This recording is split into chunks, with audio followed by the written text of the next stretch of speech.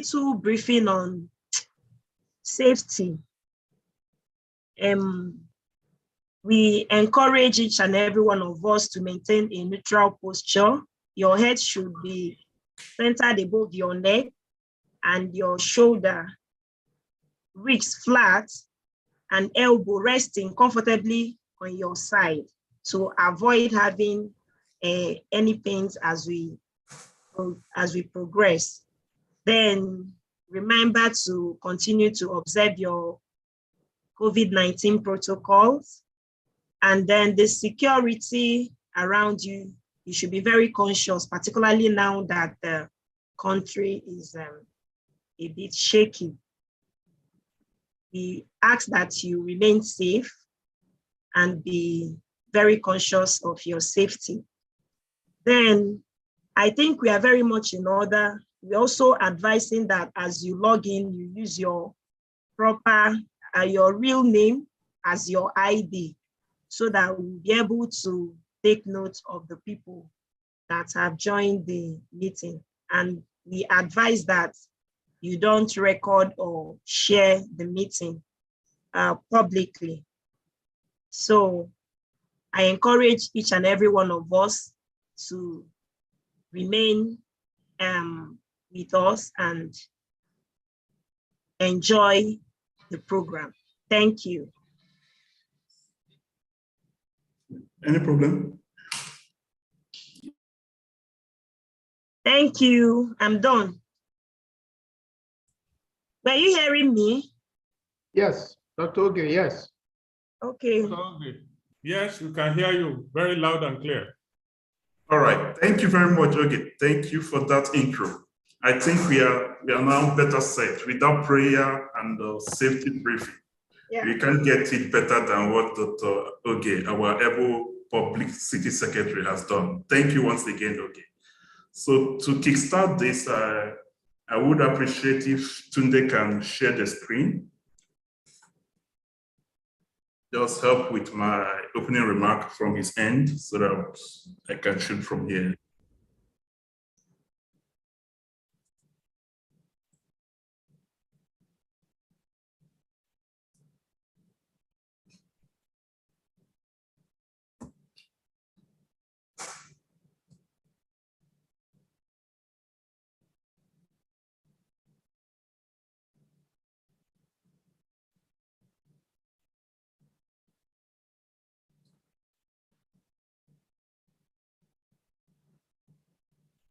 As we wait for Tunde to pull up the screen, actually, he has done a good thing. We are live on YouTube. So as we observe all this protocol Dr. Oge has set in motion, it will help us project well. So while we wait for Tunde to pull up the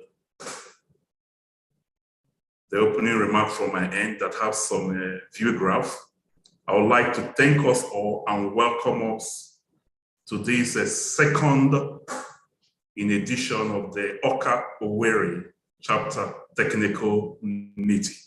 We've had the first one and it went on well. Today we are at the second one.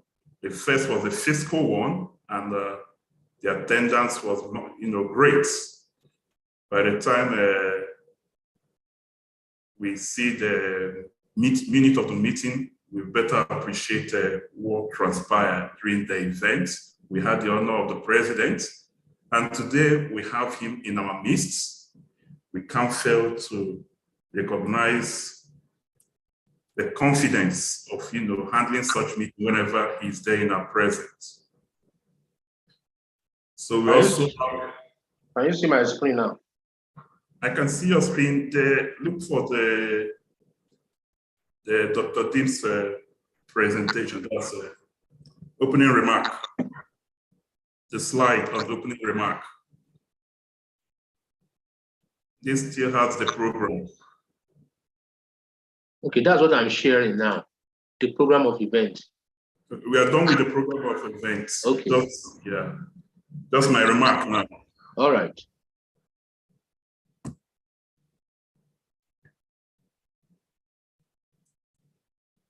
So also on call, we have the privilege of Professor Ajayi Inola joining us.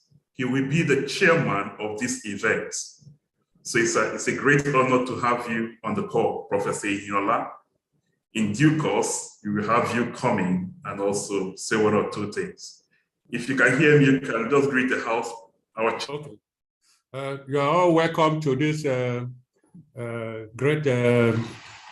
Awka Owerri chapter continue educational series. So I hope to greet you all in due time. Thank you very much. Thank you very much, Prof. Thank you very much, Prof. So quickly, yeah, today I can see the screen right now. So put on presentation mode. All right, so next slide. So during the previous one, what you see is an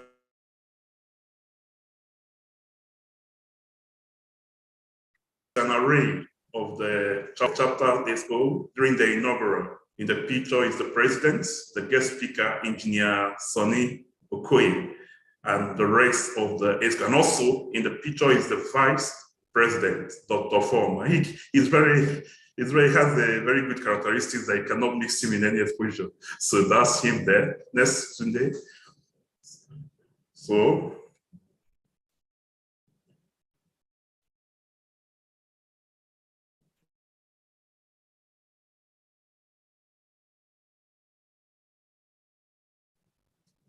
Sunday.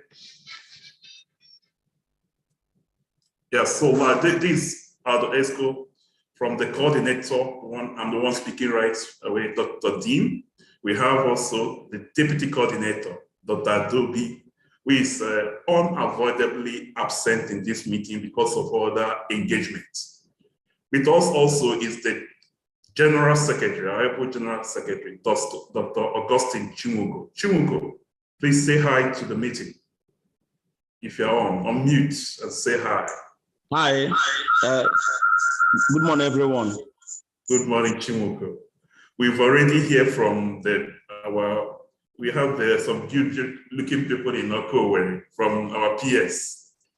Dr. Okay, it wouldn't cost us much to also hear you again. Say hi, if you can unmute. Hello, everybody. Hello.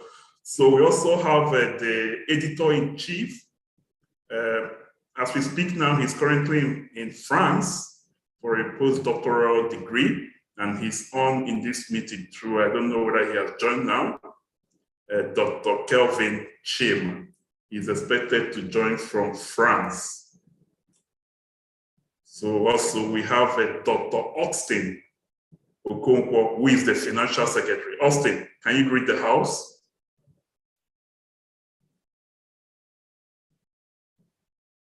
Okay, looks like Austin went off.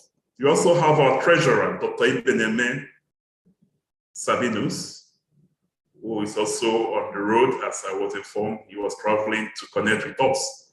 Then the young professional coordinator, the George Okeke, who will soon join us. And our very own daddy, Professor C.S. Nwajide. To the next slide.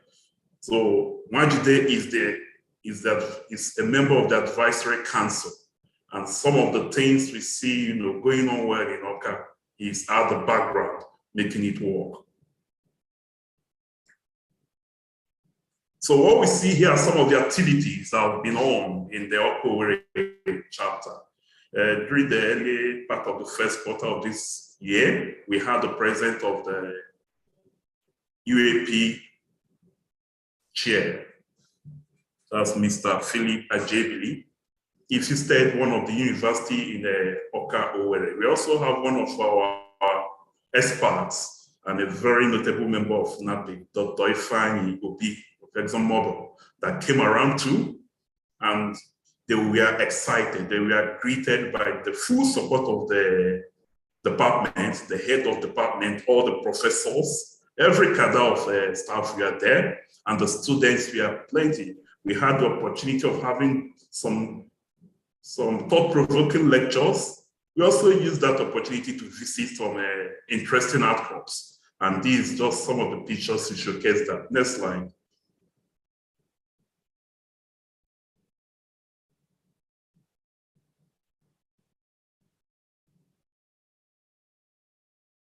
So following up on that, like I mentioned earlier, we had our first inaugural lecture. It was titled Gas Utilization Opportunities, a Case for Cleaner Energy and Economic Development. This was one of its kind. The presenter is a seasoned person, a managing director in Orient Petroleum. So the slides from this presentation are ready, and we also have to put it on a NAPE archive. So hopefully once you're a registered member, you can log in and download this presentation. Hopefully we can have him also speak during the upcoming NAPE main conference, because the topic was really interesting. So we may have him speak on these lead papers. We are still working on that. Next slide. So as you may all know about the Caritas University Natural Gas, I want to tell us that the Awka Owerri chapter was at the forefront. What you have here is a team that visited from NAPE. We have Professor A.W. Mode, a fellow of NAPE, myself, Dr. Austin, the financial secretary, a young lady there, Dr. Umadi, Dr. Okugo, Dr. Okonkwo Ikenna, and also Professor Oha. We visited there, we had a first-hand information. I want to confidently tell us in this meeting that NAPE has a complete report and analysis to an extent of what happened in this location. Beside all the razzmatazz of the news and trying to rush out to say something from very media, we have the report, and we see this in our website. People can easily go to read and know the geology of the area, the depth, the interval, and where the fire probably is coming from. Next, please. So not too long ago, the current YP president was there, Igwe. He came to Awka, and they've been on the campaign of digitalization in the energy transition era. So he was graced by myself. Also, we have one of our very own from Total, Dr. Levinus Nosike, he was there, Oge was there. A lot of ESCOs were there, and students came. In fact, there were a series of lectures, and as many that we are not there, I would say actually in the midst of the students, we are happy that they came. Even in the midst of strike and the fears of traveling, we had a good attendance. This is some of the clip from that event, and some of the reports are already out in the NAPE newsletter. So you may do yourself a good by grabbing a copy or going online to see that. Next, please. So the Awka Owerri has a plan, and this is for the interest of the students. It's on the plan that very soon there will be what we call the outcrop photo evaluation quest, what we call the OPEC. From the southeast here, we already have the university, and NAPE has already taken it as a big project of its own. So we're likely going to have various zones, southwest, south-south, northeast, not all the universities will be competing for this. What's the essence? The essence is just to evaluate outcrop photos. Give us a good analysis of what you can see. And guess what? If you get to be among the top 4, you get full sponsorship for the upcoming NAPE. So watch out. It's something to interest the young ones. Watch out as we move into the second half of the year. So a lot of publicity will be coming up on this. So best students, best PG, undergraduate students, our YPs, that are able to give us a comprehensive review of some of these photo documented outcomes. We get the opportunity of getting full sponsorship with other tantalizing prizes that will go with it. So next. So as we, whet our appetite to listen to a very interesting event today, I ask us to sit put, don't rush out anywhere, because if you miss out this, I don't know, it's loaded.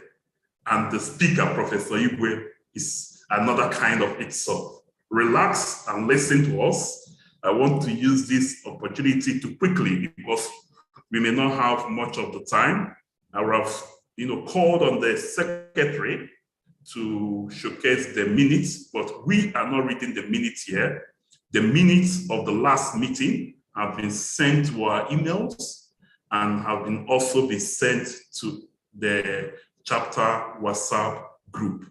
So as the protocol, entails, I will just allow one person that has gone through the minute or two persons that have gone through the minute to quickly adopt. We know that there are some typographical errors. We urge members to send it via the chapter email so that we can incorporate them and correct. Also through the chapter's WhatsApp, we incorporate them in that minute. We can't read it here because we need to listen to this technical presentation. We incorporate them and resend again and also keep in our archive. So I will appreciate if any member of the chapter that is currently in this meeting that was there in the other meeting to please help us adopt the minutes and someone else to second. So the secretary, please take note of the people that will adopt the motion for this. So please, anyone can raise your hand, we will identify you.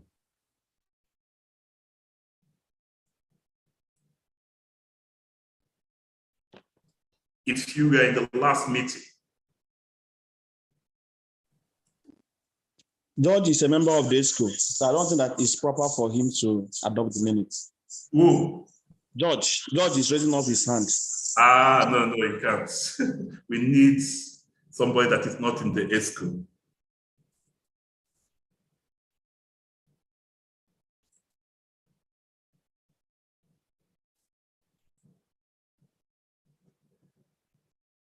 Can I use my veto power?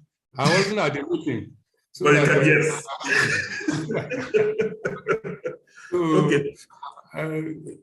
All of you can support me. So I move the motion that the minute be adopted. So thank you very much. Thank you very much, my chairman. And it was supported by the House. All right. My secretary, please note that. Thank you, chairman. Thank you. I will quickly call on our very own, the president of the association, Professor James Edet, fellow of NAPE, and I did fellow of NMGS, to please give us his opening remark as he welcomes as many that are in the call that can be recognized. My president, please, you have the floor. We also Thank you very much. Thank you very much, Dim. Thank you very much for this opportunity. First of all, let me welcome all of you on this call that will, and those who will come in later, on behalf of the Executive Committee of the Nigerian Association of Petroleum Explorationists, NAPE, the Advisory Council, the Board of Trustees, fellows and emeritus fellows on this call. I welcome you all. Let me begin by saying a big thank you to the team of the Awka Owerri chapter for putting this together. I know it's not easy, led by the able chairman, Dr. Dim, and supported by his amiable team of strong NAPE members. Thank you very much. I see we are having a talk today by one of our most erudite members, Professor Ogbonnaya Igwe, who will be the guest speaker, the head of department. I'm sure it's going to be an interesting discussion for everybody to listen to. And let me also welcome and congratulate the chairman of the occasion, Professor Ajayi Enyola, FNAPE, FNMGS, FN, is he a member of NMGS? Yes, sir. Thank you very much. FNMGS too. Thank you. I appreciate it. NMGS, yes. Thank you very much, Professor Ajayi. And let me say to the entire membership of NAPE present, and even those who are not here, please pass the word around. The thing I really want to talk about today is the fact that we are gearing up for our elections, and yet to have people indicate interest to contest elections at the National Executive Committee. I mean, the Executive Committee is open to everybody, and we would love to see NAPE members make their, put in their willingness to serve the association, and let's try and have a good contest. We don't want a situation where we put up election requests and we have just one person per position. That's not an election. That's like just nominating people to fill up positions. We don't want to see that. We want to see healthy competition where we have 3 or 4 people vying for one position. That will make it more interesting. So I urge everybody to indicate interest in taking up one aspect in the Executive Council Committee, of NAPE. And we'll be glad to welcome you. It doesn't matter where you are. You could be in Calabar or Owerri or Port Harcourt, wherever. You know, these days we are all working from home. Whenever we can, we go to the office. So we would love to have people serve on the Executive Committee of NAPE. So please get on and indicate your intentions. Moving on from there, just to wrap up, let me say that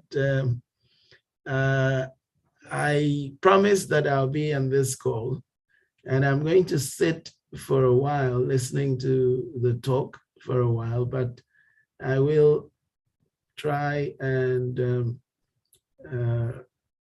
spend at least half the period we're going to be having this discussion, but I will have to leave so I can attend to other issues. I am making my remarks now, so I don't have to make any closing remarks at the end of the session. So take note of that, Dr. Dim.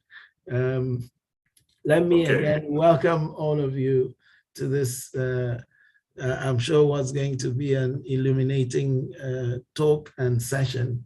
And I say welcome and welcome again. Thank you. Thank you very much, my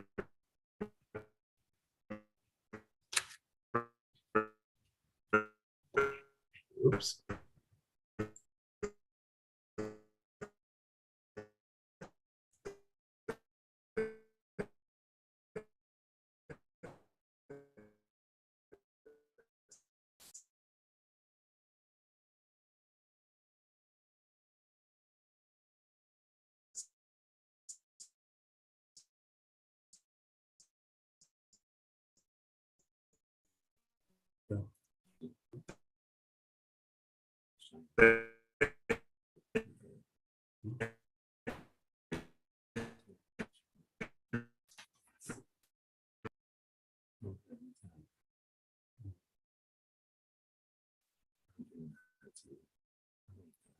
Hello.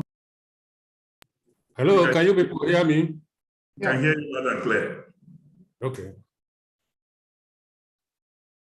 Can Tunde, please, can you share the?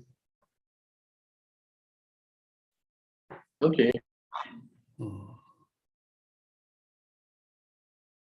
So once again, you are welcome to this Awka Owerri second educational lecture. First of all, I thank the president, I thank the all the executives of Awka Owerri chapter. We have been waiting for the lecturer, our guest speaker, Professor Ogbonnaya Igwe. I have known him for decades now, and without even reading his citation, I know he's a man that is can also be referred to as one as our geologist who is making wave. Ogbonnaya Igwe is a full professor and the leader of Environmental Monitoring and Assessment Research Group, University of Nigeria, Nsukka. He also is the team lead of the Engineering Geology Unit. He's an environmental expert. He specialized in monitoring and also try to look how the environment could be remediated. He's a consultant for over 30 share petroleum development projects. So this just to show you the kind of experience he's having. He has monitored and analyzed key environmental receptors at key SB facility and operating locations. I must say that in January 2021, he led some group, deep offshore HIA feed, on environmental impacts of the Santa Barbara oil spill, named by Bayelsa State. He has successfully supervised 67 PhD and MSc students in environmental management and conservation. And that is great. Today we'll be looking at what he has for us. He is one of the 3 biodiversity technical advisor group working for the International Union for Conservation of Nature to monitor biodiversity recovery in the Niger Delta. So looking at that, it's not only looking at biodiversity. Tunde, can you go to the next slide? You also discover that Professor Igwe is the founder and initiator of emerging new area in science, that is gender geology. He is a laureate of the UNESCO ICL International Program on landslide and the only African board member of the International Consortium on Landslide. Our speaker today is the present HOD and also the Associate Dean, Faculty of Physical Sciences, University of Nigeria, Nsukka. He has completed several international and local projects, most of it that have been cited. In fact, when I was browsing, I found out that he even he made geology, he made us geologists proud because he was rated high in most of his publications.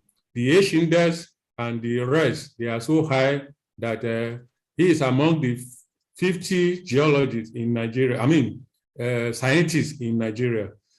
So I think he deserves a round of applause for that, although we are virtual, but you can see clap for our speaker today. He is a graduate of the Kyoto University, Japan, and the coordinator of the ICL UNESCO Center of Excellence and Turning Africa project in applied geology, University of Nigeria, Nsukka. He has worked full-time in oil and gas industry, and he's still consulting even for them, most especially Shell. And like Hirale put, he's married to one of the most beautiful ladies that I can assure you, because I know when I was in Nsukka, I saw her, I said, wow, how did you manage? But we thank God, you cannot be a good speaker without a good wife. So our speaker today, I don't want to count the number of children, but he's still counting.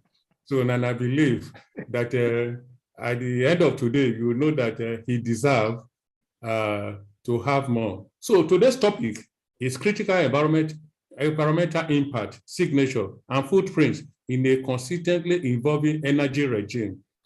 So Professor Ogbonnaya Igwe, our HOD Geology Department and Associate Dean, Faculty of Physical Sciences, is our guest speaker. So it's over to you, and I believe that we all pay attention to what he has to say to us today. So thank you very much, Ogbonnaya.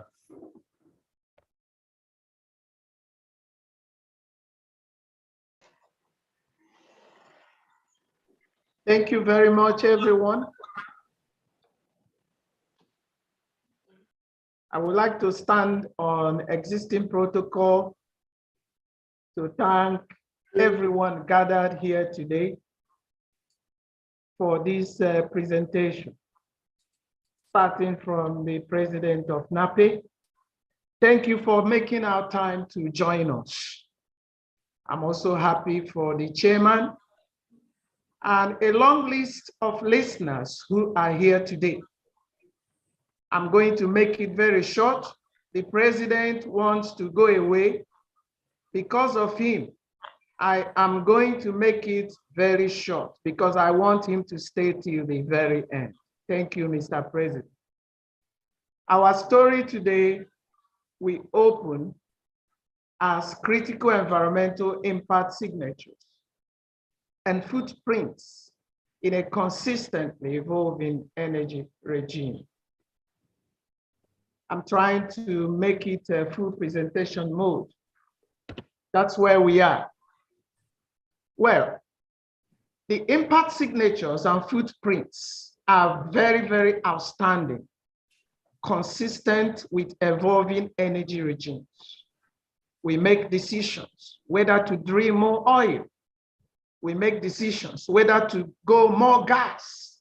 We make decisions whether to divest, as is currently going on now. For each of these decisions, which we call energy regimes, energy times, there are environmental impact signatures. Every one of them can be distinguished. And this is good for us, because if we understand these signatures and the footprints, we may in future be able to predict what may happen if we make a decision.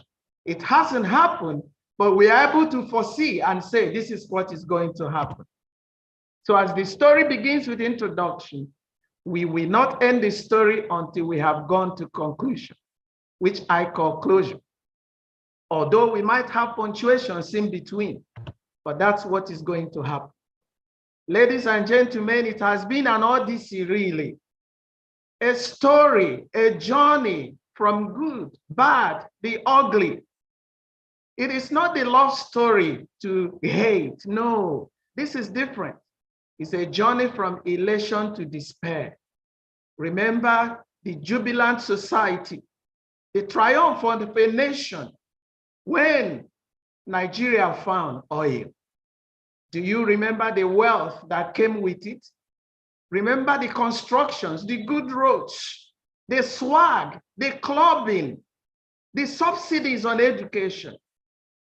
Some of us sitting here today might have enjoyed subsidies on food, subsidies on hostel accommodation. Nigeria was able to pay salaries of other countries. Job was not a problem. You could buy cars.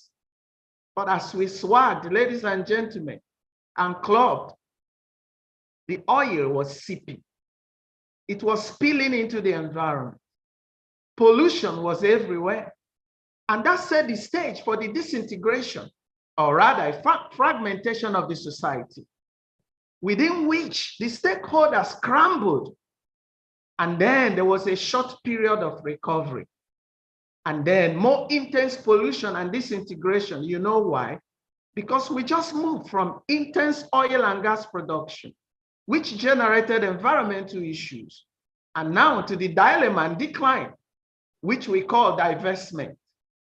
Between oil boom and divestment, we have signatures, pronounced footprints that we can point to and say, yes, these are indeed environmental impact signatures. We'll identify the signatures in Niger Delta. This place is home to hundreds of oil mining leases, oil production licenses, OML and OPL. As you would predict, it houses gas wells, pipelines, flow stations, gas plants, crude processing terminals, crude storage tanks, a whole lot of them with potentials to impact on the environment. Anything goes wrong, from either operational failure, equipment failure, accidental discharge in any of these places, then environment will be polluted and there will be a signature left.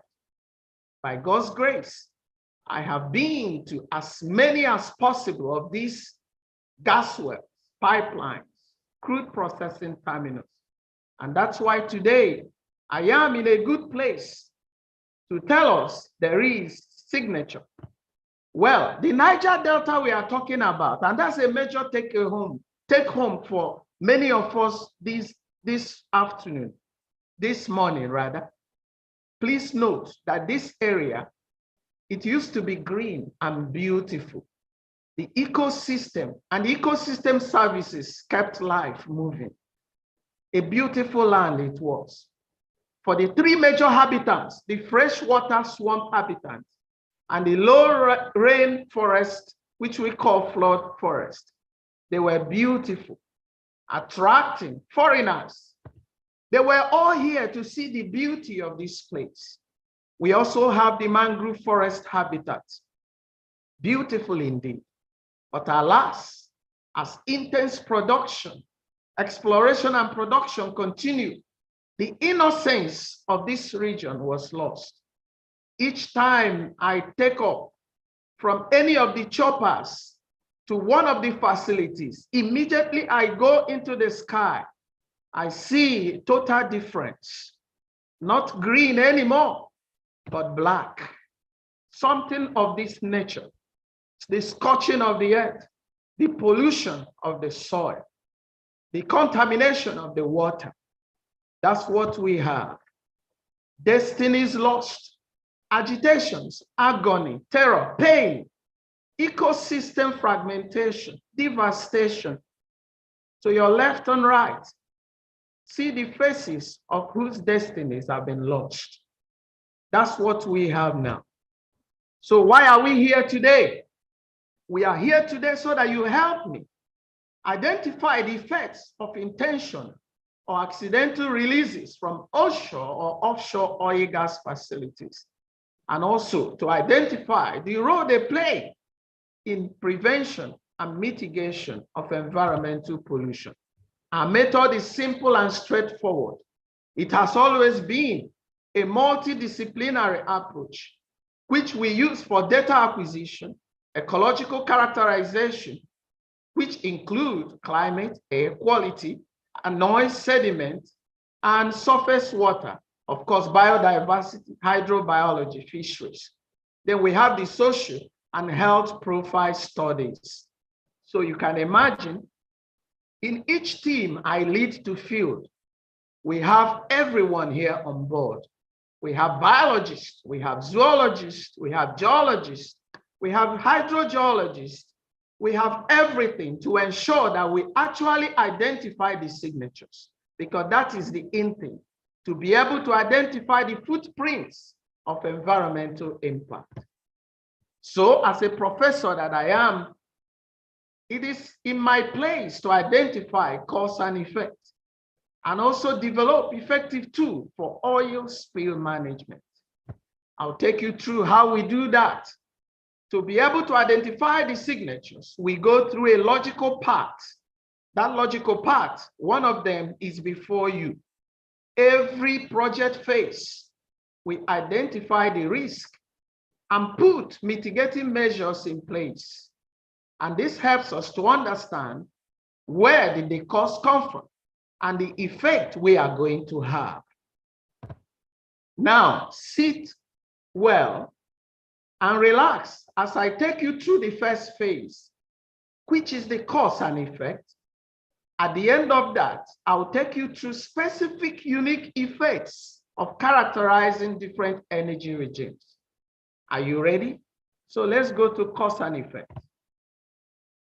we developed, when I say we, I mean me and the IOCs I work for, we developed a powerful tool for this identification that begins with always getting approval from either Federal Ministry of Environment or the Department of Petroleum Resources.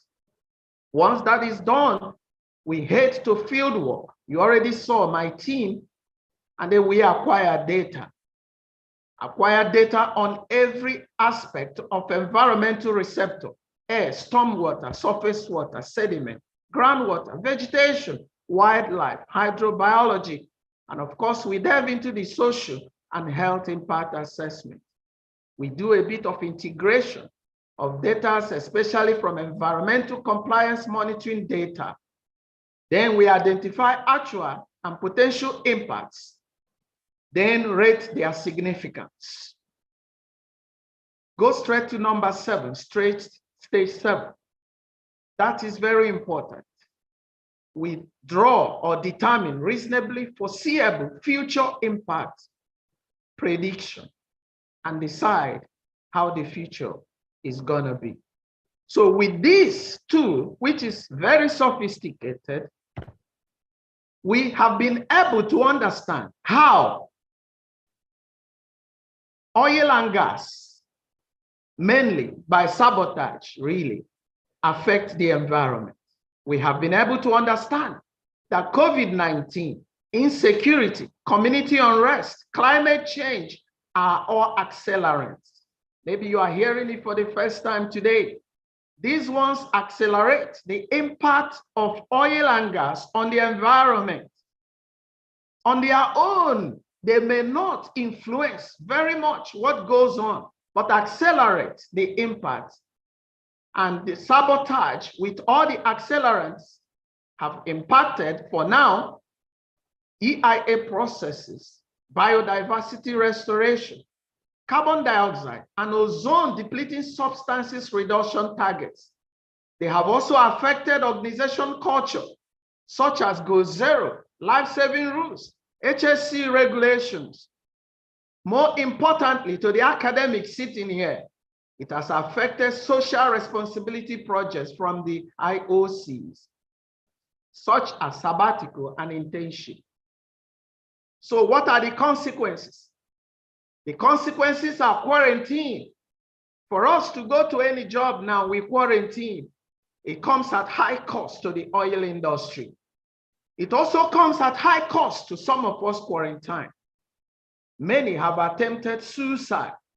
Some have been depressed because you are in a room, isolated, just yourself. It was from 14 days, now maybe for less than a week. Yet the impact on our mental health is not easy. It has influenced contract variations in the oil industry. It has also increased security issues. We now have flooded sites, rising cost of operation. And you are having rising costs when funds are declining. So you understand what it leads to: cheap bidding.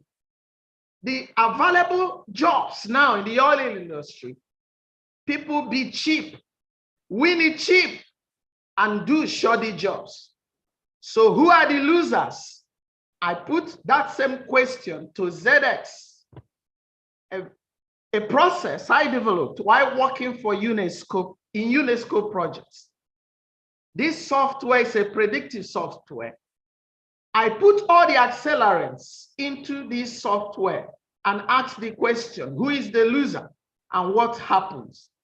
Ladies and gentlemen, you can see it tells us, because the news is not looking good, it tells us that the impact of oil and gas on the environment, with all the associated negativities, will be increasing, and we get to a limit in 2044.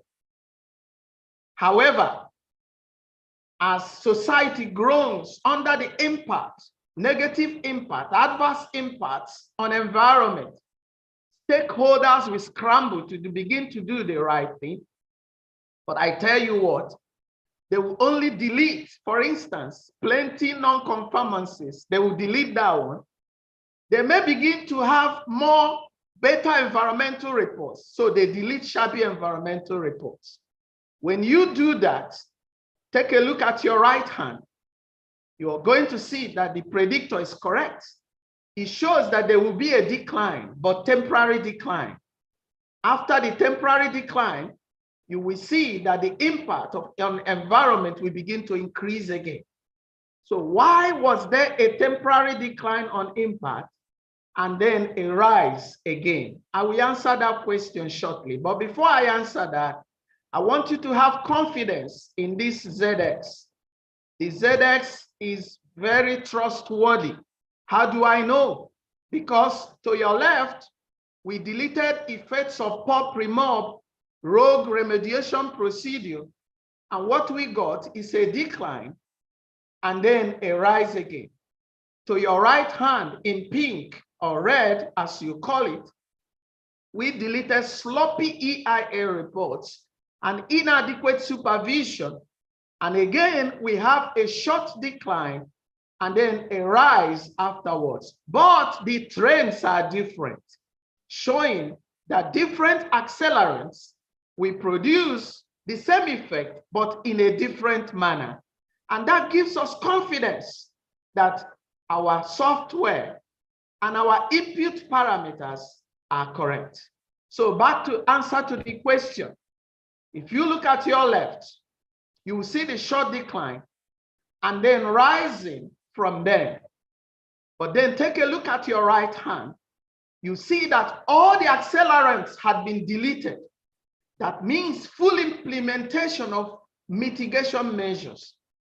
It means that half measures will bring half success. Little wonder to your left. It's not a coincidence that we have the decline at the middle. But when you operate full mitigation measure, you have full success. Let me say straight, Ogoni restoration, we only become full success if all these accelerants are deleted. But if the consultants and contractors operate half measure, that restoration process will not achieve full success. It's the same thing in everything about life. Half measures bring half success, but full implementation is very costly. Are we ready as a nation, as an IOC? Are we ready as individuals to pay the price of full implementation? That's a question for you and I. Now, the contaminants that degrade the environment, they are in these forms. This is science. You can't have them in the environment in advection form or dispersion or attenuation. If you need more questions, as you can see that we have modeled them already, all the processes are modeled. And because we now understand the interaction of these contaminants with the environment, then we can go to the next to let you know that the form these contaminants exist would determine whether or not they will be available to be taken by plants or vegetation, or whether they will be harmful or harmless. And that's why in solid form, they are harmless and they are not available to be taken by crops. They cannot even bioaccumulate. But it's not always like that. A little change in pH, a little change in cation exchange or capacity turns them into water-soluble forms. And at that period, your vegetable, your carrots, pick them up and we eat them. Those who enjoy fruits and vegetables, unknown to us, they are already contaminated. These are parts of the footprint. Because they are also soluble, they get into surface water. We drink them. I will soon show you some of the footprints and signatures. And you see that those who live at the ground zero, they drink the surface water, just like you and I did. If we don't eat them from food, We get contaminated when we drink them from groundwater. So there is no place safe. Once there is impact on environment, it affects everywhere. We eat them in fish. You say, I don't live in Niger Delta, I live in Lagos, I live in Abuja, I live in Kano. No, it doesn't make sense. The fish gets to you there. Some of these fish have cadmium, they have lead, they have high quantities of heavy metals. Oh, they also have high quantities of hydrocarbon derivatives. Do you remember the tetracyclic aromatic hydrocarbons or the BTEX? These things that get into humans and cause problems. To assess the risk posed to the environment, we brought out risk assessment matrix from which we determine a risk is low or medium or high, as you can see in red. We do this for all project phase. You can see from mobilization, we determine that. To construction, we do the same. To operation phase, we do the same. Down to decommissioning and abandonment, we do the same. Ladies and gentlemen, we have identified more than 3,000 risks to environment, but none compares to the risk to your health that wants to wipe out humanity. None compares to the risk of cholera that decimates the people that live in the rural areas. None compares to the risk we are now faced with: cancer, kidney diseases, chronic lung diseases, typhoid, hepatitis. Little wonder the lifespan in this part of the earth is very low. We have cases, and we don't have, unfortunately, a healthcare system that can match this. I am speaking with the authority of a certified environmental health administrator. I tell you that you are what you eat. We breathe contaminated air. We drink contaminated water.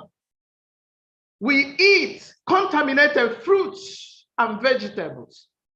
Why then do you wonder why there is a rise in cancer cases, kidney issues, heart problems?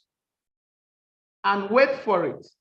I've been to most of the clinics in the Niger Delta, and there is a rising problem on the horizon. This one, wherein young men below 20, some below 30, some below 40, some below 50, are no longer able to achieve erection or to sustain erection, leading, of course, to a lot of headaches, toothaches, backaches, and break of family. Do you understand the impact of this on the environment? It's because heavy metals have taken over the reproductive system, and we are no longer able to do our job. In the olden days, just before the oil boom, your grandparents and great-grandparents could have 12 wives, and they were comfortable doing their job. Today, although we are young, our lions sleep. And that's why cows can moo around the lion, and the lion sleeps. Goats maa around the lion, but it's inactive. There is, at the highest level of propagation, it still sleeps. Cockroaches come and dart around it. It still sleeps. How are the mighty falling? Who is to blame? The environment. And these are part of the signatures of the age we live in. So which energy regime are we in? Of course, the divestment mantra. Less oil, more gas, renewables. That's true. But at what cost has it come? At the expense of the environment, of course, at the expense of life and livelihood. nature and nurture. From December to January, a whole 38 days, this was one of the biggest costs of divestment.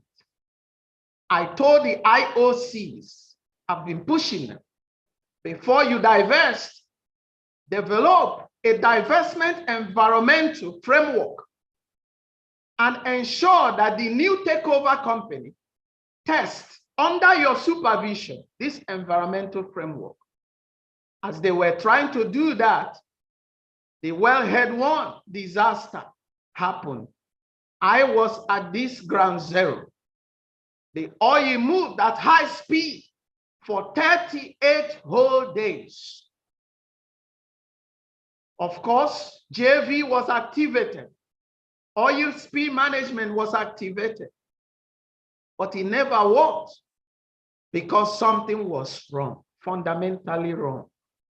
For 38 days, the entire water was contaminated, forest scorched, land contaminated and destroyed, lives dead.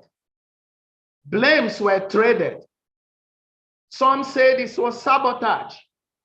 Others say no, operational failure, equipment failure.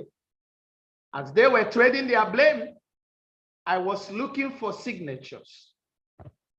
I was looking for the signatures that will help prevent future occurrence and which we will preserve in the sands of time. And ladies and gentlemen, it may please you to note that at the end of the 38 days, extraordinary men you see on the platform did ordinary things. They danced around after clamping this wellhead. They danced in euphoria and they turned into heroes. While they were turning into heroes for clamping this wellhead, my signatures were ready.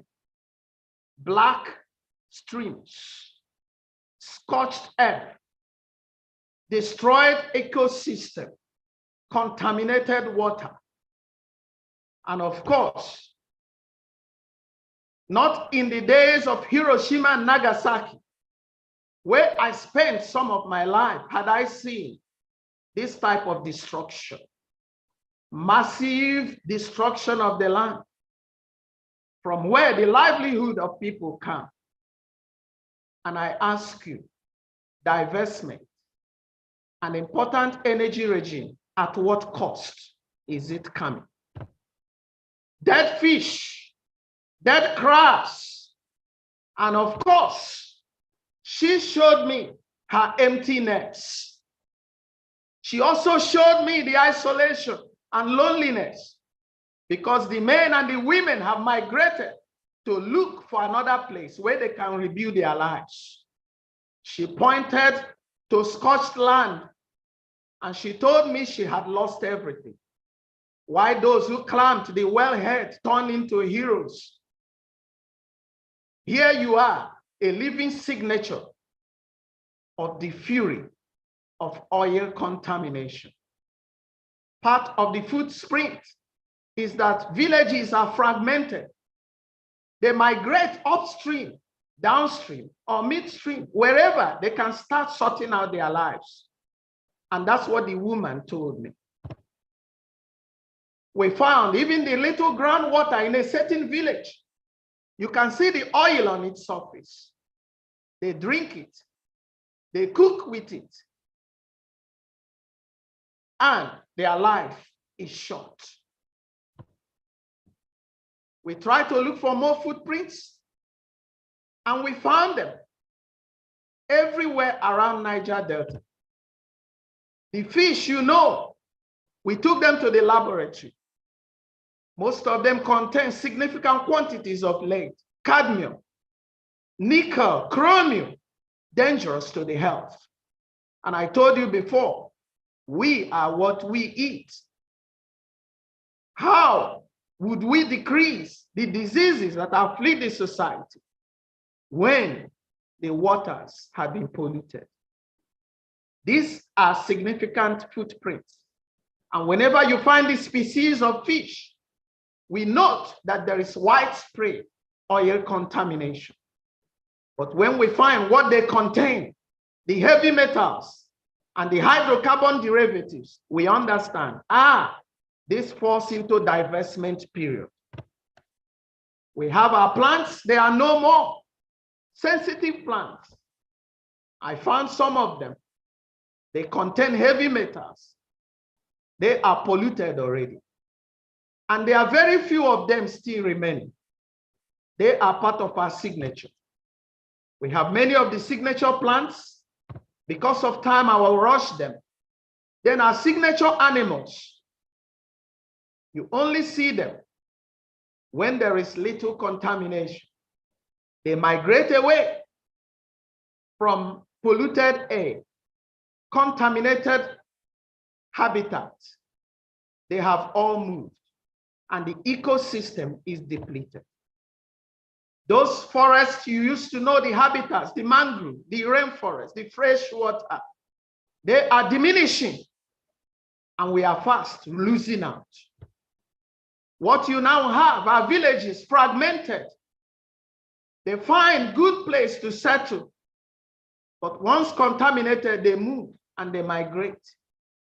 But billions of dollars come from them. These are signatures. They showed me their toilet. The first picture to your left. They go there and poop inside the river. They still drink the river. And they cook with the river. They bath inside the river. What a lost generation. It's the same all over. It might interest you that we discovered the oil boom led to contamination. That's correct. But after a short period of recovery, we begin to see at that point, the shrubs and herbs all disappeared. But from 2014, the trees, the shrubs and herbs are beginning to come back because of remediation measures. Then from divestment period, they are disappearing again. I don't just use words, I use laboratory. And so I went to the lab to monitor some of them, especially produce water, its own impact on the environment. I'll go through it very, very quickly. Produce water is water that accompanies oil and gas from the reservoir. They are either treated, yes, and then discharged into the sea. But then we have discovered that some of the things we eat, we subjected them to laboratory tests. That's the kind of lab I have.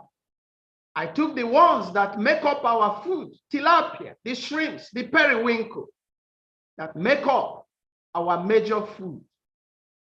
The result, they are all full of heavy metals. We have constrained the sea, the land, the soil everywhere. And we can tell you that we know the source of pollution and where it's coming from. We also know which plantings, when we see them, we know there is pollution and it belongs to this regime. They are now available for us. These slides will be shared. And also I can do a write-up to everyone so that we properly understand the signatures. I'll rush them. I'll conclude. Cadmium in the environment is an indicator of widespread pollution. In the shrimps we eat, the periwinkles, the tilapia, the phytoplanktons, namely the chrysophera, the pyrophores, they are good indicators of pollution. The severity of pollution mimic energy decisions and regimes. We have evidence to that. With proper consideration to other factors, this can be used to predict effects of changing energy regime. Cadmium uptake by plants can continue long after the direct source of pollution. That we have found out. And then cadmium in human system, it leads to a lot of trouble. One question for everyone before I say thank you. As we sit and hear, listen to me today. This is the technical committee. A news broke out this morning that the House of Representatives is probing oil spill in OML 18, 29, and 63. Is the probe political or technical? NAPE should have been invited to lead that probe so that we find a technical solution. Until this is done, the environment will keep taking a hit.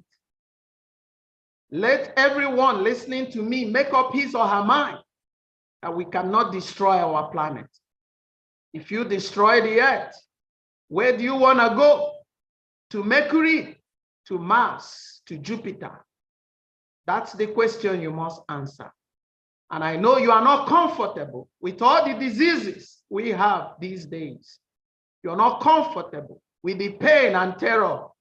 You are not comfortable with insecurity. You are not comfortable that companies are collapsing. Very soon, a popular IOC somewhere in Niger Delta will cease to exist.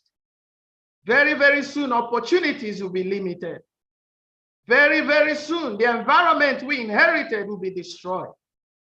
Don't join to destroy the environment. Join me as we do all we can to remedy this earth we have. For only this place we have no other place. Merci beaucoup. Thank you for listening. Domo arigato gozaimashita. God bless you. Thank you very much.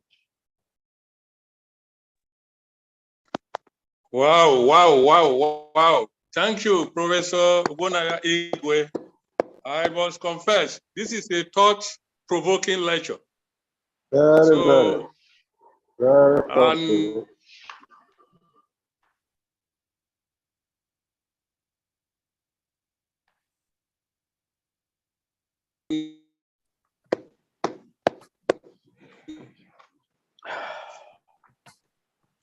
Thought-provoking.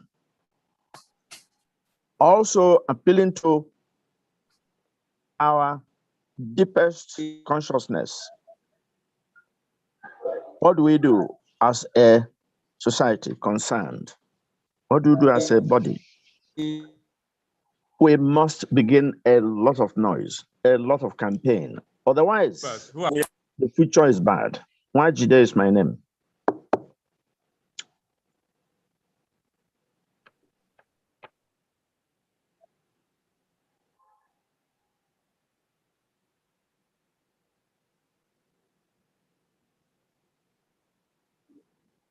So, all the participants are 84. We thank you all for listening. This question and answer period. Recording in progress. Hello. We can hear you, my chairman. Go ahead.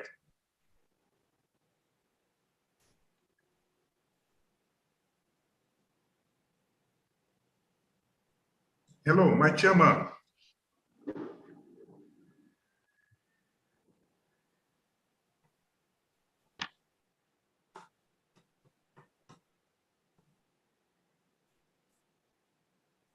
Hello.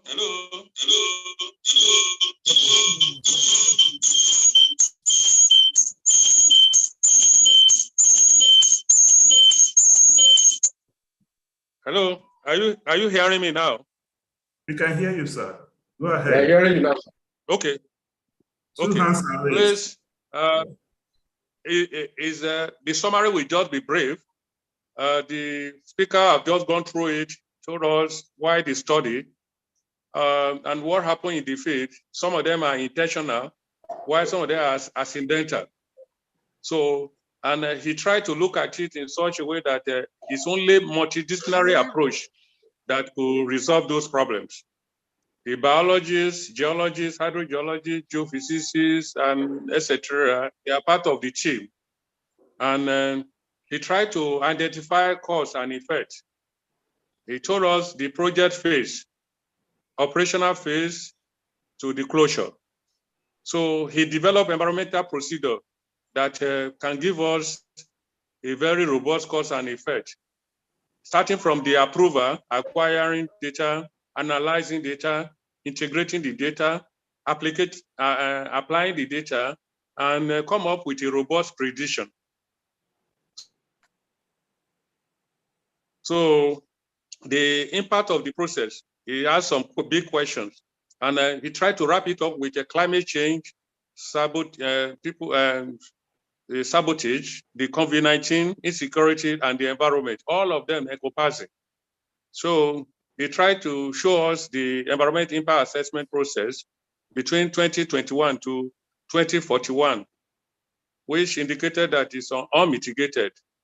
Then he showed us the 2020 to 21 to 2044, which is mitigated induced partitioning, which is only brief. At the end of the day, he took us through some of the things that are happening in the environment. And whole and behold, all of you can see the damaging causing to our environment, either accidentally or intentionally. So he now advised us that most of the things that happen to the environment is already affecting our body too. He concludes telling us that cadmium is it's an indication that those environments are polluted. And the major diseases that are being common in those areas were also highlighted. Based on this, the speaker have done a lot of justice to this topic. And it's time for question and answer. Please, you can go ahead. I think, Oge, you also assist me in looking at the participants, the comment session, so that we'll be able to move fast. All right.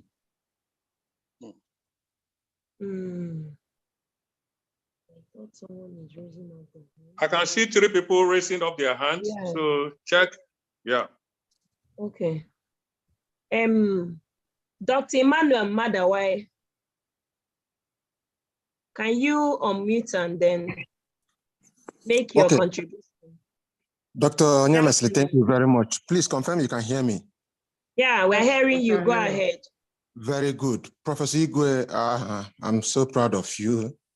Thank you, the sir. Energy and the passion that you put into this presentation cannot be underestimated. Congrats and thank you very much. Thank you.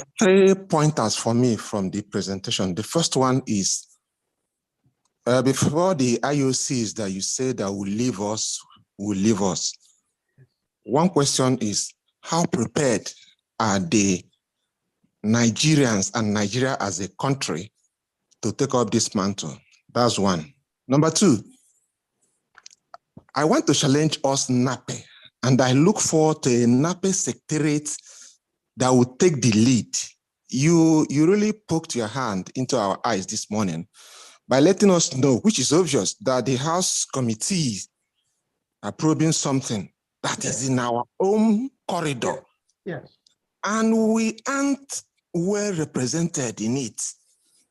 So I challenge us, the NAPE, that it's time the secretariat, NAPE, as a body led by the secretariat or by the leadership, should start permeating. We have think tank, well inaugurated, should start permeating the government and let them know. Then the last one for me is, I heard Professor Nwajide saying we need to start making singing our own song, making noise, coherent noise. Now, part of it for me could be NAPE could decide to go green. Flying through Niger Delta, you see trees collapsing and your pictures show it. Please, can NAPE start using our branches or even the national body, planting trees in schools in Niger Deltas, so that all those carbon can be well sunk, trees that can outlive us and be there. Then finally, please, I pray the conference committee to create, even if it's 5 minutes for you during the opening ceremony or one of our big events, to make this presentation to the larger audience. Thank you very much, Prof, and thanks, NAPE. Thank you. Thank you, Dr. Ima. Thank you so much. Yeah, I think his points are well made and taken. He advised all of us and tried to work on our sensibilities, and we have heard him. I can only address the first one, which was the question: how prepared are we as a nation to take over from the IOCs? Well, my UAP chairman, former UAP chairman, it is not good news, not good news at all, because we didn't know it will happen so soon. I mean, I was in a meeting, an international meeting yesterday, where most of our projects, you know, IUCN based in Switzerland, I work for them, but we partner with a big oil giant in Port Harcourt. And as at yesterday, we were being told that there are bids already on the table. And so we need to conclude our projects as soon as possible because people are taking over. But there is no plan. We are not. If we had been prepared, the wellhead one disaster would not happen. It was divested without environmental framework. And if there was environmental framework, the IOC did not supervise the NOCs to test it. And so soon after divestment, this tragedy happened.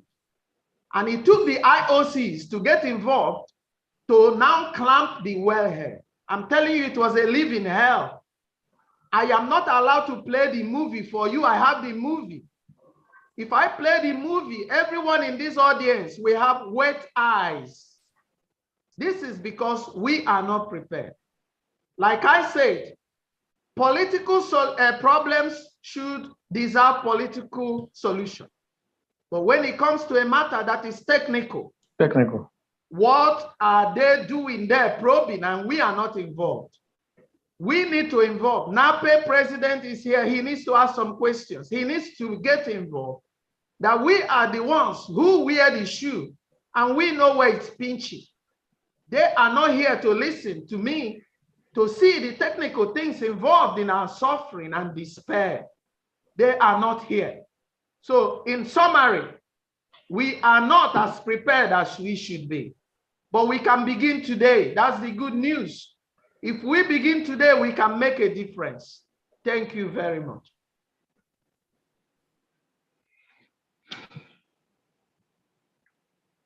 Yeah, thank you, Professor Ogbonnaya Igwe. I think a lot of comments have been coming in. Yeah. Yes, I will come to you. I have seen that about 4 people raised their hand. My name is Dan. Let Professor Mode, you can go. Professor Mode, go ahead. Good afternoon, ladies and gentlemen. Good afternoon, Prof.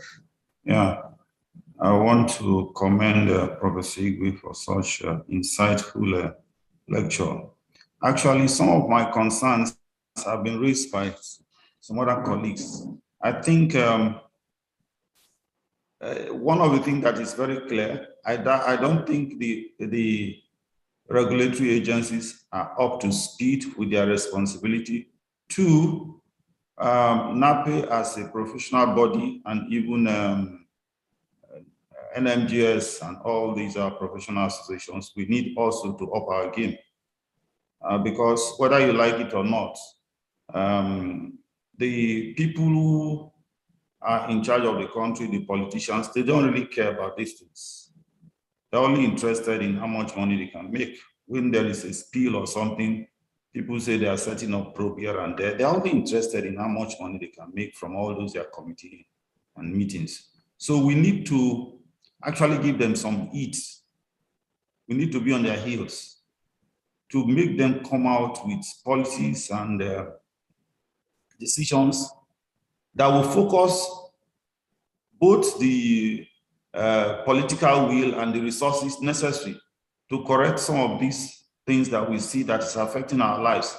I'm so alarmed that, for instance, periwinkle, shrimps and what have you, some of the delicacies that we eat in the Niger Delta. Whenever I traveled home, like the last time I went, everybody came with shrimps and everybody was, oh, give us some, give us some. And now we see that these are the receptors for heavy metals. We can't enjoy them again. It's so sad. We have to be up and doing. Thank you. Yeah, it would be good to know whether I'm still on. My hand is whether my hand is still up. Yes, we can Your hear name, you. please. Wajide. Your name, please. Wajide. Are you Okay, hearing me? Professor Wajide, FN Yes. NAPE. Please go ahead, sir. You are welcome, sir. Thank you. Thank you very much. We can't overthank the lecturer for two things. Number one is the depth of research that has produced his talk, and then thank him for, well, if you like, can we really thank anybody for raising the amount of fright contained in his lectures? But we have to, because this is what is required to be put to the regulatory agencies.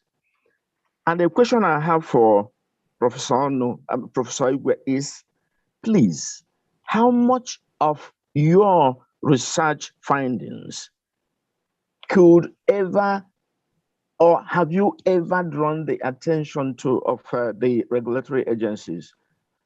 Number one, Ministry of Environment, then DPR and all that. I know how overwhelming this change from IOCs to small oil companies can be, but there is still so much need for regulatory agencies to actually face the environmental issues that are sure to be ignored by the small oil companies when they're taking over. So please, can I have an idea how much of your research findings have reached the regulatory agencies, especially Ministry of Environment? Thank you very much for a brilliant lecture, or a frightening lecture, especially for young men who are still trying to find out what's wrong between them and their spouses, or is it spice? Thank you very much. Thank you, Prof. Thank you. Thank you very Thank much, you, Prof. Professor Wajide. Thank you very much, sir. Thank you. Sir. So, Igwe. Yes, very quick. Yes, I can hear you very quickly. They have all this information. In fact, Prof, let me reveal to you how it goes. After the field work, I write the report, and for these IOCs to renew the license of any of their facilities, we must do assessment every 3 years. So as we go around doing the assessment, we write this report, identify all the identifiables, then we send everything to Federal Ministry of Environment and Department of Petroleum Resources, who then renews the operating license of these companies. They see this in the reports and they give the license, sir. So they have this information. What I think is wrong is not that they are not aware of this technical aspect. They are very much aware. What is wrong is implementation. The laws are there, but the laws are not implemented. In fact, some of them have also been overtaken by this so-called Nigerian factor. I'm sure you understand because I don't want to say more. Yes, if I say more, they will not engage me again. I understand. Okay. I understand. Okay. Thank you, Professor Igwe. Can we listen to Professor Adabanija? Your hand is up. Professor Marufudin Ababanija. Yeah. Good morning. Good morning, Chairman. Morning. Brother Igwe, thank you very much for that thought-provoking lecture. Thank you, sir. It's more or less like an inaugural lecture anyway. Thank you, sir. It was really, really fine. I think from what you have just said, and myself as a environmentalist as well, I think we are all responsible for this mess. Yes. We are all responsible. At any level, we are all responsible. The company, the people, the technical people, and whatever, we are all responsible for this state of mess we are finding ourselves. So that's what I would say. Now, for instance, like you made mention of a slow PIA report and inadequate supervision as one of the main. Whose fault is slow PIA report? Whose fault is inadequate supervision? Yeah. You know, a lot of things are happening in the environment, and we are just browsing through it, and it's a time bomb that is waiting to happen anytime. Yes. Now, with the IOC company, while they're taking up an exploration company, did they do any environmental framework? Mm-hmm. What are their environmental management program? What do they have in place that could have forestalled all these things? Yes. We don't pay attention to them, we only pay attention to dollars coming from them. Yes. How often do they carry out integrity check on their safer pits? Yes. A lot of things are happening. My question is, like I won't mention the name of another oil giant. Some of the safer pits have not been, the integrity have not been checked for over 20 years. Yeah. So there are a lot of them out there. And then the people for environment, when they come, when they are giving they only scramble for allowance for whatever when they come to site. And by the time they leave you, they don't do anything again with the report. They want to have the level of implementation of the environmental management program as well. All these things, they are to be a follow-up. And all of these major companies, they have their HSC. They are the HSC unit. And they go there for auditing and assessment. You know, it's a terrible situation. Yeah. Anyway, thank you for this. Thank you, Professor Adabanija, for your comment. Thank you very much. I will give the floor, Dr. Edafe. Please, over to you. Dr. Edafe. Can you hear me, Dr. Edafe? Unmute yourself.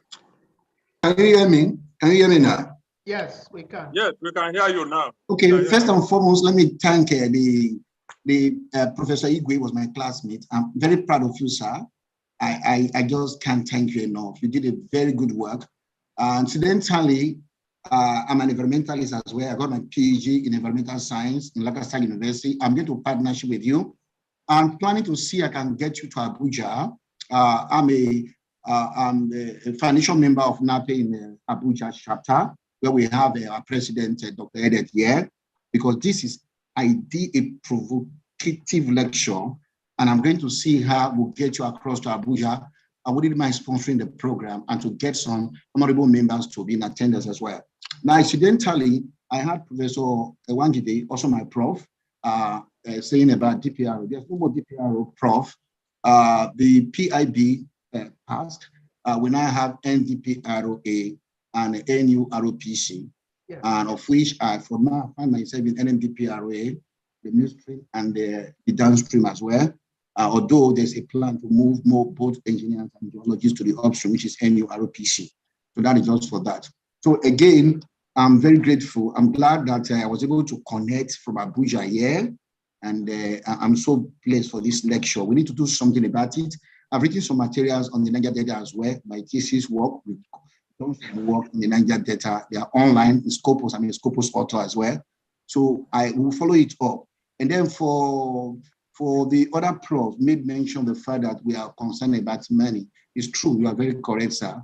We will try and do something about it. We lend our voice to make sure this thing cannot go on. I visited Chrysler in Netherlands some years back, and I saw how clean the environment was as it may be. So we do everything we could. But I will communicate to Professor Igwe. Thank you. Finally, Professor Modi, thank you so much. So thank you. Thank you. Thank you. Thank you. We know because of our time, we will still move on. Professor Igwe, some people are advising that there is International Medical Association of medical geologists. Yes. I think they are having their conference in Abuja. Yes. But you see, what you have just shown us is just telling us that which geologists can fit into many professions. That's correct. Even including the medical yes. Science. Yes. So hopefully, if there's a way, maybe some of your team can join, can be a member of this Yes. international association. That's fine. Then they will be able to have more weight. And some of these things that you are trying to bring out, you have more disciples that will join you to shout louder. Yes, sir. Once again, I need to thank our president-elect and president for being here. They have been with us. I can see them online. Please, I will also give you time to comment. But before that, Mr. Joel Olarewaju, please, can you tell us what your comments or your questions, please? Joel Olarewaju, unmute yourself. Yes, I've done that. Very much, sir, for this opportunity given to me. And thank you so much to the Prof for the exceptional, wonderful lecture that have been delivered.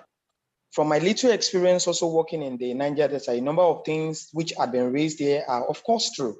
However, I want us to also look at the aspect of the different interested stakeholders that we also have in this industry and the role of NAPE, also how we can come into play.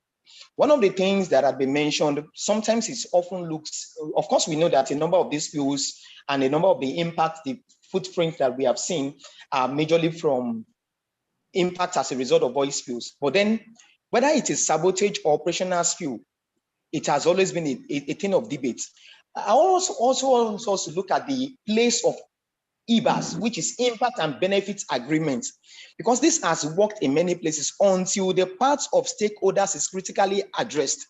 A number of spills, you agree with me, in the Niger Delta are not just as a result of operational spills, but as a result of sabotage, right from Ogoni down to the likes of Bayelsa. It's quite a number of places that I have been privileged to work.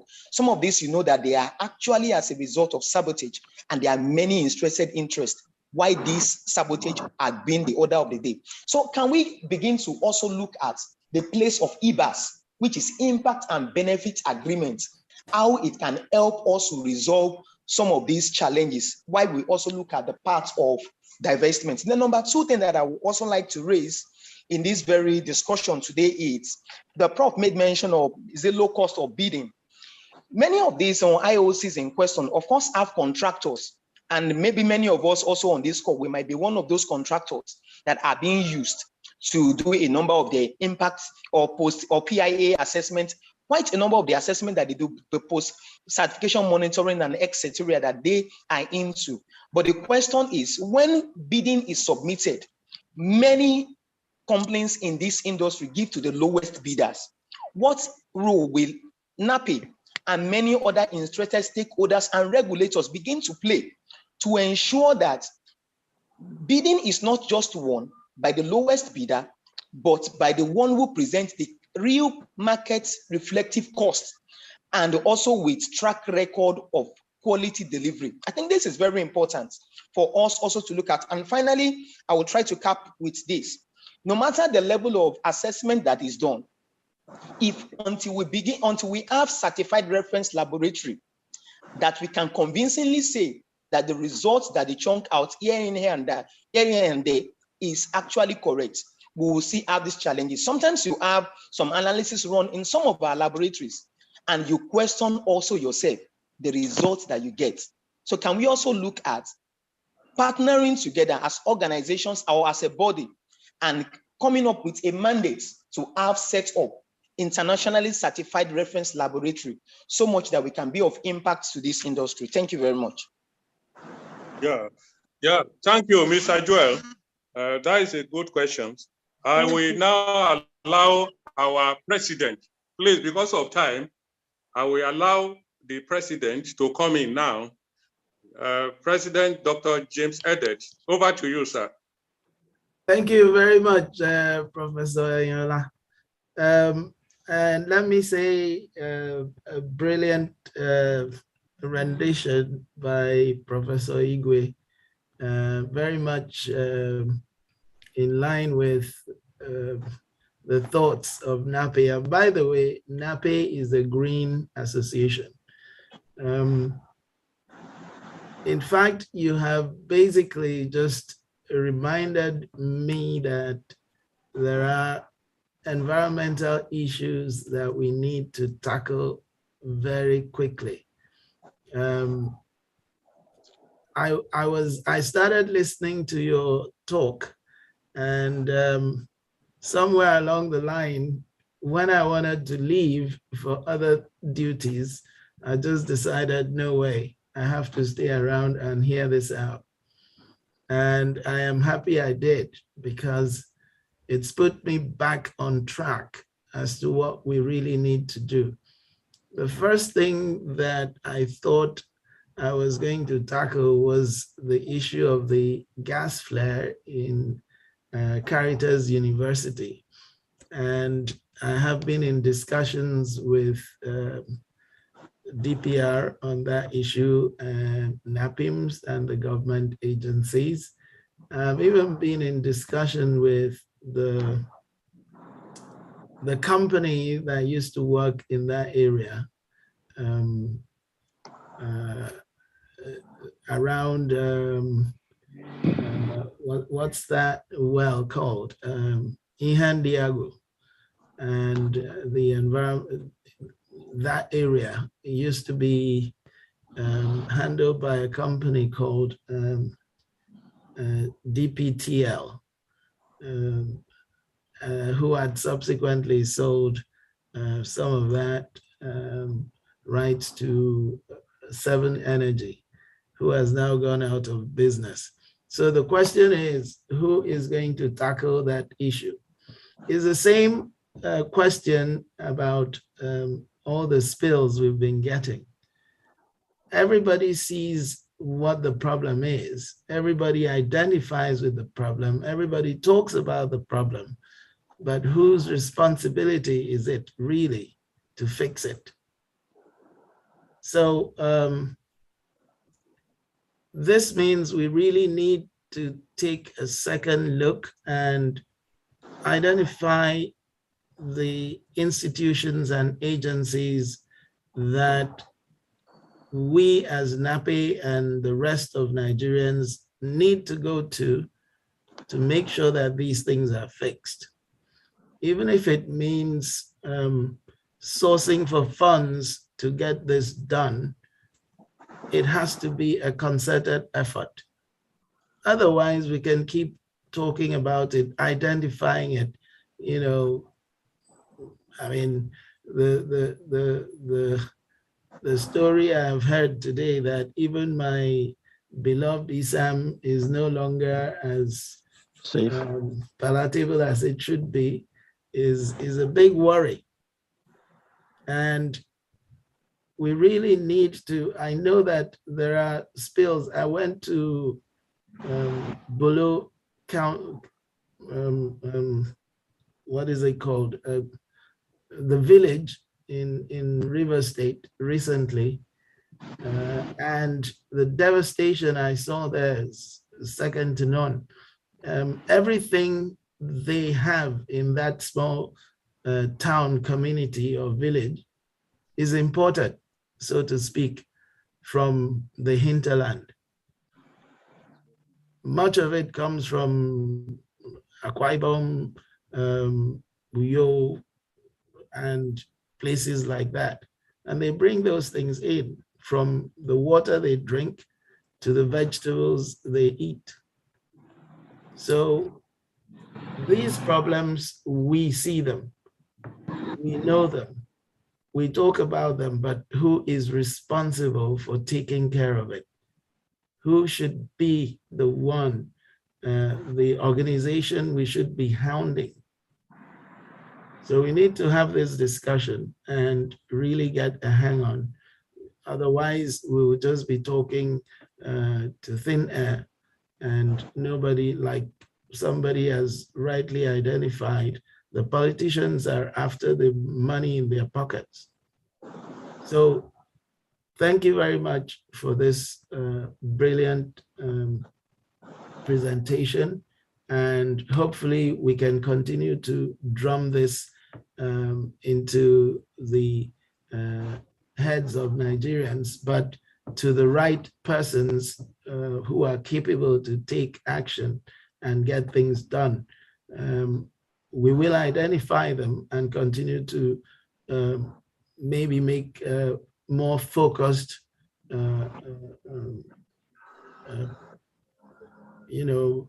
request from these people to take care of the problems we are facing as far as environmental pollution is concerned. Yes.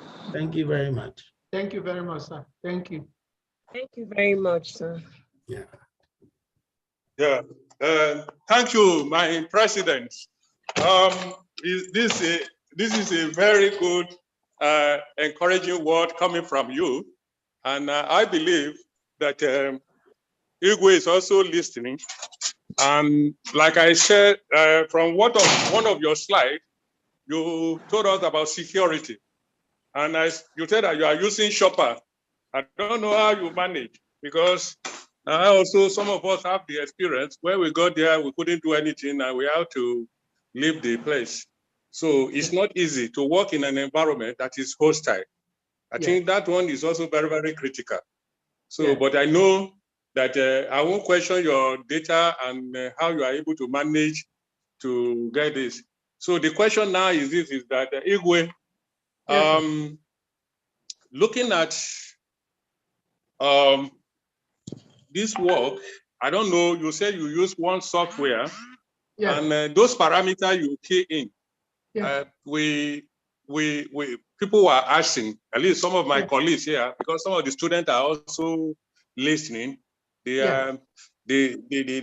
were asking questions that though we know that the environment is contaminated, is polluted, have there been any remediation processing going on? Okay. Look at the Ogoni land, we hear that. Have they done the cleaning? Okay, in fact, it's going on, but it's not going on as we had expected. The Federal Ministry of Environment is still scrambling to see that it gets the work done. As I talk to you now, 20% of work has not been covered. And there's just a discovery now that even the covered part, in fact, let me reveal this to you. There is an area they claimed that they had restored. I went there, ladies and gentlemen. I just the geology pole, you know, the pole for field work. I put it inside, just about 0.2 meters, and I saw oil. So what happened was that they carried sand and poured on the oil and said they remediated. So some of what is going on there is amazing. It's not good at all.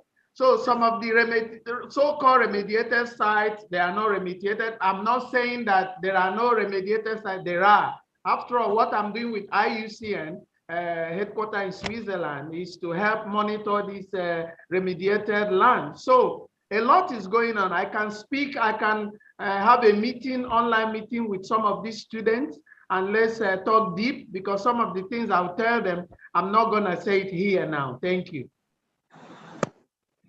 Okay, so thank you very much. I will hand over to Jim now. Although I wish to thank all our participants. Now we still have 68 from 85. That means that all of you you have waited to the end of this lecture. It's a good thing for NAPE. At least you can have a huge participant in some of these our chapter lectures. And then I hope that this will not be the last. I think it's quarterly for Owerri. Owerri, I think I can speak out now that you are doing very, very well. And I believe that the next lecture too will also be scintillating, and we also get more people on board. So thank you. Dim, over to you. Okay. Thank you very much, my chairman. Sorry, Okay. can we still take some question at the question and answer chat? Or No, the time at the is moment, already yeah, the against time, us? yeah, the time is. Prof, we try to, answer it offline and also see there are under Q&A, he can reply. Okay. So Okay. we have to run this I up think it's before better 1. he answers it offline. That's fine. Yeah.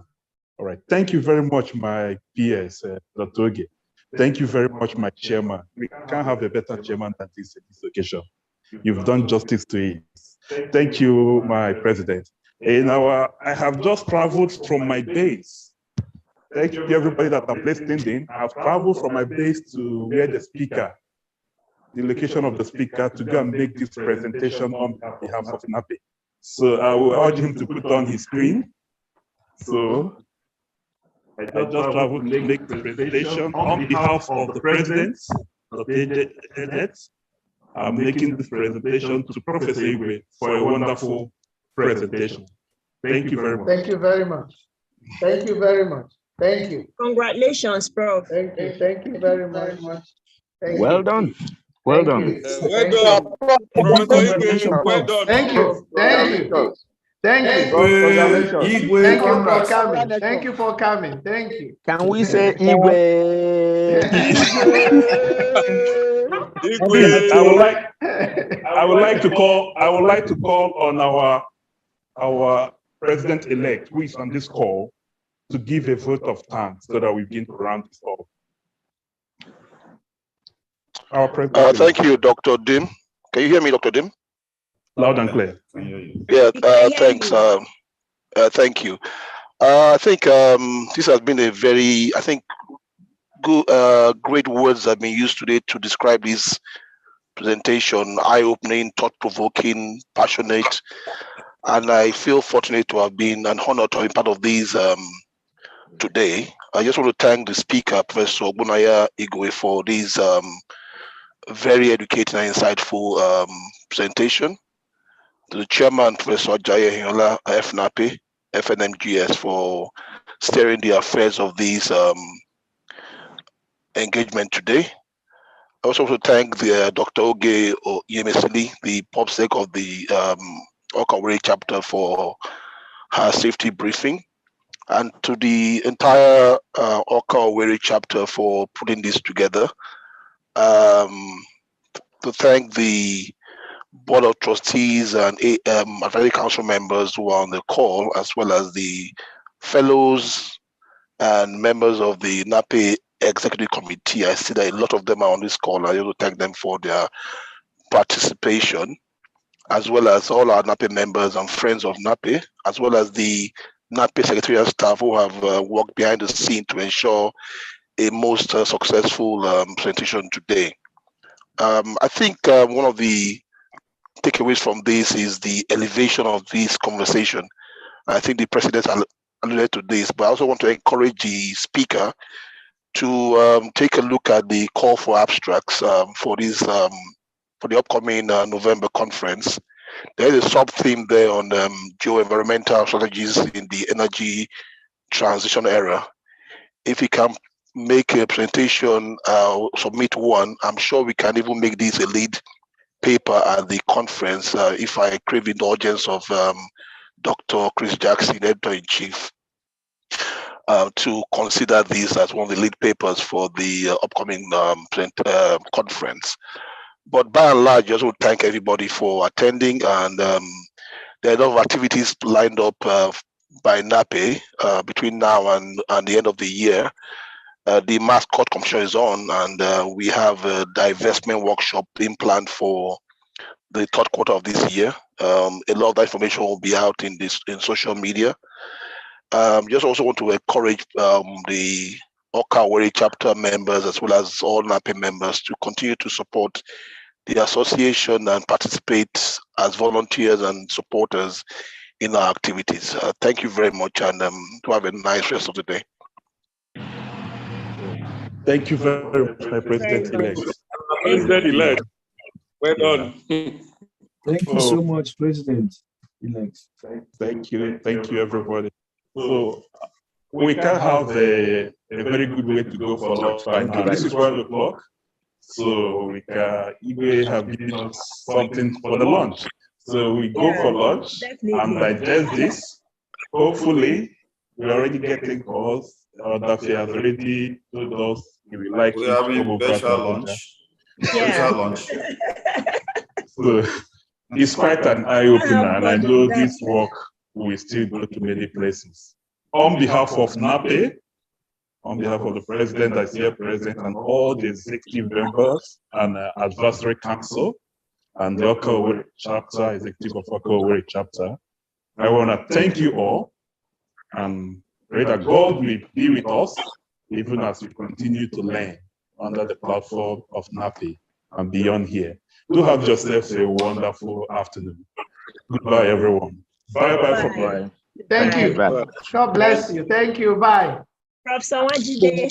Thank you. Bye. Thank you, everyone. Bye. Thank you, everybody. Bye, my president. Bye-bye. Thank you. Bye. Dr. Okay. Bye, everyone. Okay, bye. Bye, everyone. That was Thanks, everybody. All the best. Kuba soon. Thank Well you very done. much. Well done, Dr. Dean. God bless you all. Super Friday. Hello. Well done. Yeah, Dr. Dean, bye.